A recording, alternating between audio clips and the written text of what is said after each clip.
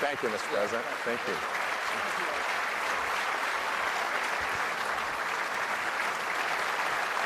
Thank you, Fred. Sit down. I get back from Washington, and I wrote a book, and then another book. I'm trying to stay fit. I'm working a lot at the Bush Center there in Dallas, but it wasn't enough.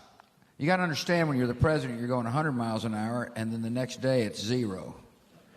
And I had this kind of anxiousness to keep moving and to learn something. And so I read Winston Churchill's essay, Painting as a Pastime. I'm a big admirer of Churchill.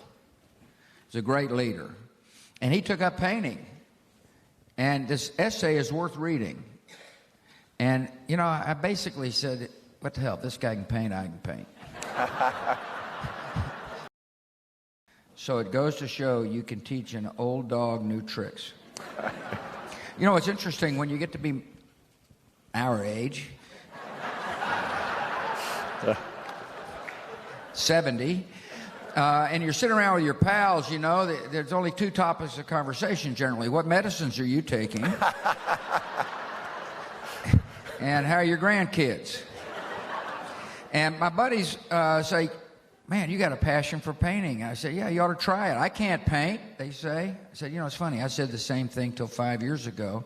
I'm living proof to tell you that you don't know what you can do unless you try it. And so my call for aging baby boomer is leg it out, you know, run to the finish line. And painting has enabled me to do that. Next question is, what medicines are you taking, and how are you...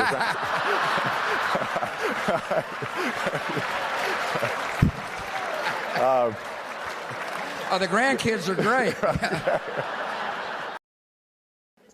Why did you criticize President Trump recently after not criticizing President Obama for 8 years? So here's what happens. I'm asked the question, do I believe in free press?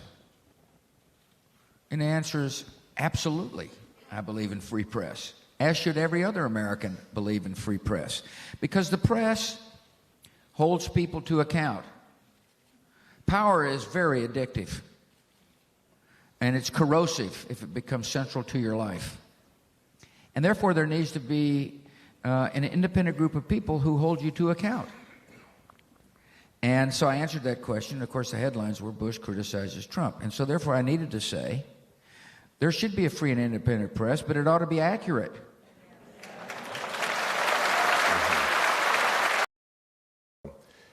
Is the world a more dangerous place than it was 4 years ago? The world is a dangerous place. And again, this may be taken as criticism of one of my successors, and I don't really mean it to be. There is a lesson, however, when the United States decides to not take the lead and withdraw. Vacuums can be created when U.S. presence recedes.